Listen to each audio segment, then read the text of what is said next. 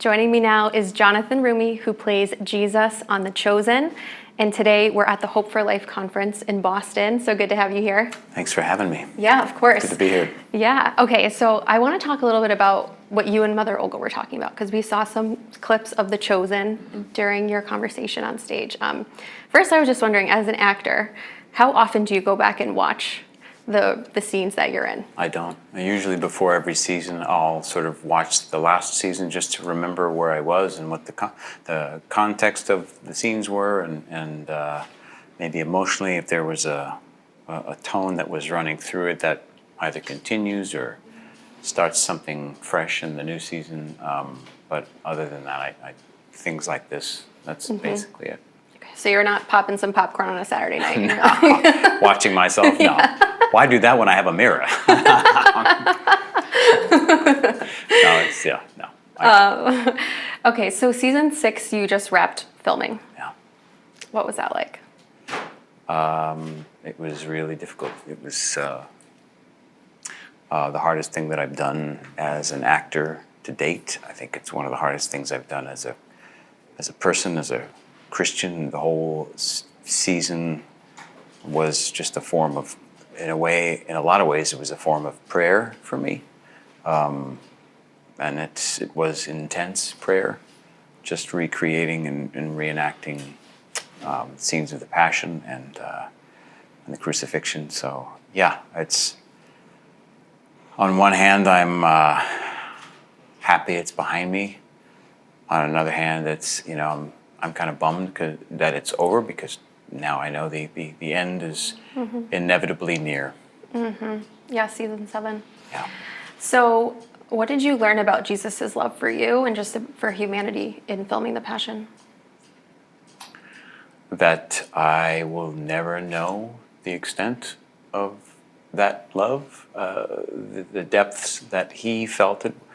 I don't think is possible for humans to experience, other than what we're equipped to experience. The most loved you've ever felt, whatever that moment was, multiplied by 1,000, and that's probably what Jesus feels.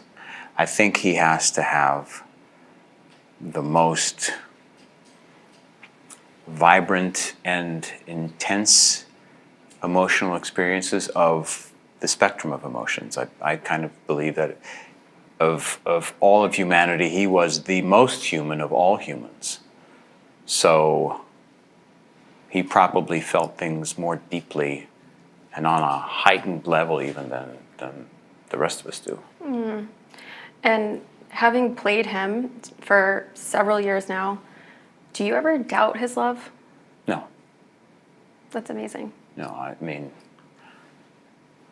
yeah, I don't doubt it. Do I struggle with faith? Of course I do. That's normal, but I don't. It might sound like a contradiction. I mean, I think sometimes, we pine for the feeling of belief, the feeling of what it means to have faith, what that feels like emotionally, the, goosebumps or shivers or tingling or whatever that is. And oftentimes it's not that at all. And sometimes it's even less than that. And sometimes you're challenged by the reality of, like, is this even real? What if this was all fake? What if this was all a lie? What if this was all, everything the enemy wants me to believe? So faith is an act of will in many respects, and so I choose to believe and I choose not to doubt that he loves me. I know he loves me. Do I feel it all the time? No. But I think if I look around, I have evidence of it. Clearly I have evidence of it. I mean, I'm at this conference, like, oh my gosh. And, the request that Mother Olga made at the end of the conference, our chat today, I just, I didn't see that coming, and it really struck me. So I know he loves me because I have visible evidence of it. Yeah, and for those who are going to watch this who weren't at the conference, can you tell us what Mother Olga's request was? She asked the congregation, the group, the attendees, the congregation, it felt like a congregation, to basically pray for me before they acted on an instinct to post about today, just to stop and to pray for me, which I need. I need lots of prayer. So Yeah, we all do. So one of the things you also talked about with Mother Olga is, how you prepare before scenes, before filming, and the different locations that you were at. How do you decompress after it's done? Well,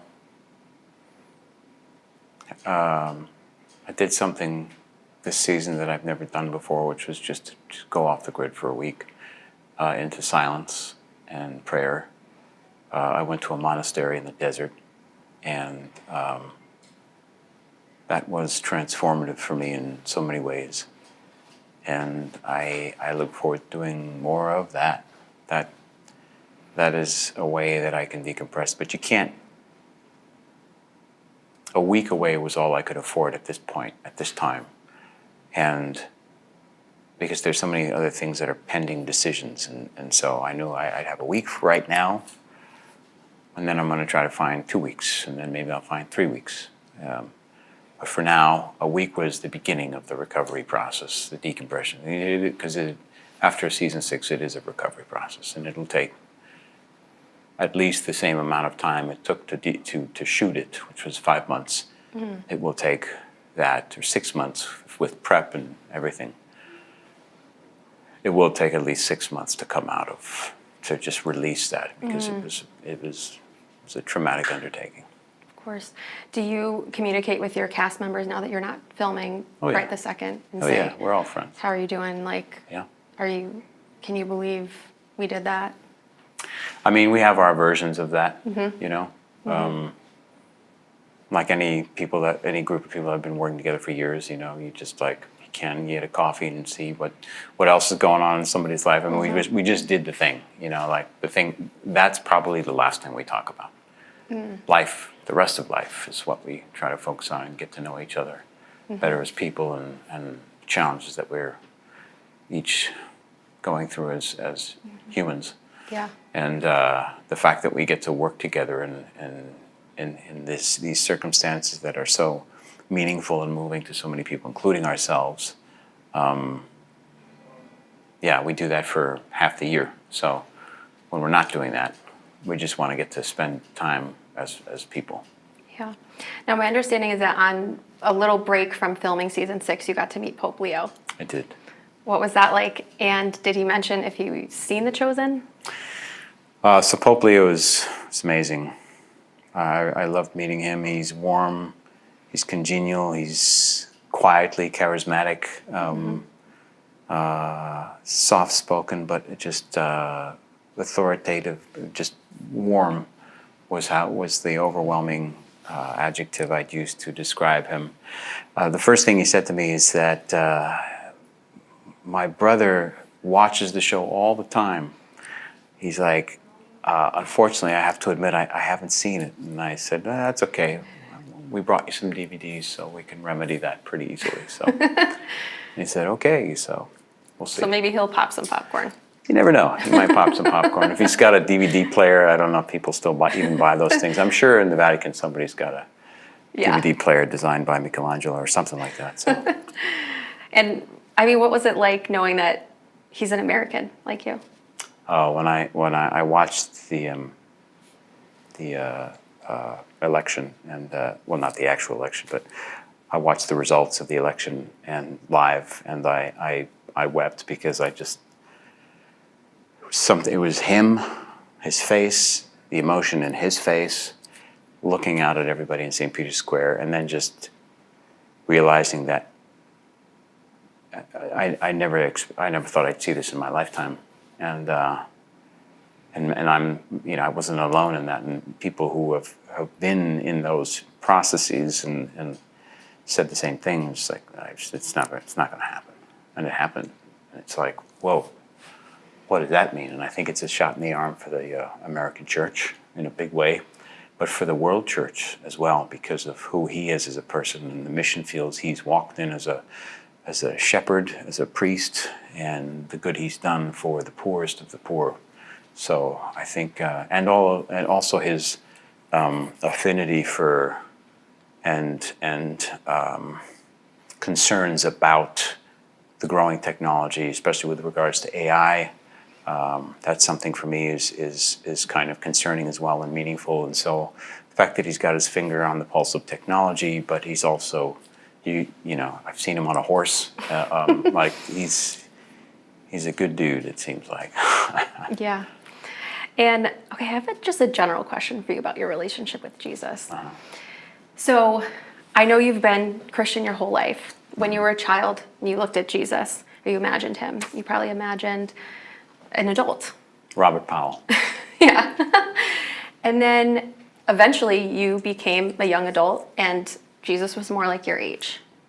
And now, even though you still look like Jesus' age, you are older than Thank Jesus. you. I am. Has your relationship or how you've related to him changed based on your age in relation to Jesus' age? It's an interesting question. It's always interesting to go back and, as you get older, to look at, you know, in media, to look at actors when you were a kid who were adults, and then you see them as older people now, and then you go back and look at their work when you were a kid, when you were around the same age as them, and you're like, whoa, Patrick Stewart was like 40-something when he did Star Trek The Next Generation.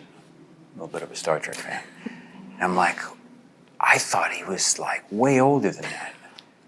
But now I'm older than he is when he did that show. That's crazy to me. Like you just have this, I always tend to think of the people who were adults, even when I've surpassed my age, like, well, they were more adult than I'm an adult. Like, I don't know if it's just, I just think of myself, or you just think of yourself as always a specific age, and you mentally, you're like, no, I feel like I'm in my early to mid 30s. That's how I feel in my brain. That's how I function, I think, in my brain. Well, you played Jesus, so that makes sense. Well, it's worked out well Yeah. for that. So, you know, why argue with what God's plans clearly are? So. Absolutely. So something else you said today was that playing Jesus is probably the most important work of your life.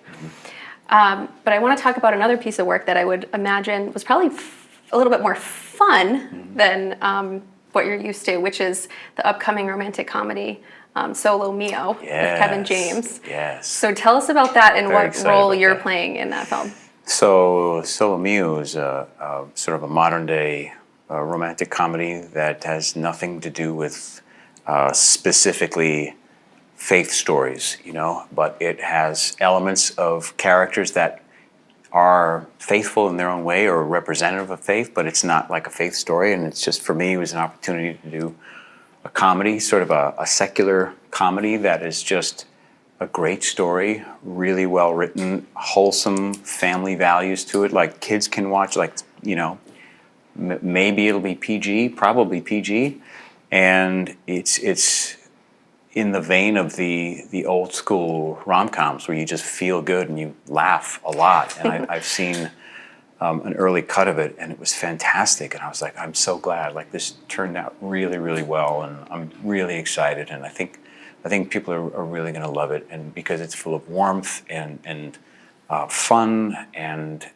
positive images about love and marriage and family, and Kevin James is he's just brilliant. He's just a brilliant comic actor, and his stand-up is great. So we became friends like a while back, and he asked me to do this film, and he told me what it was about, and basically he plays a guy who goes to Rome on his honeymoon.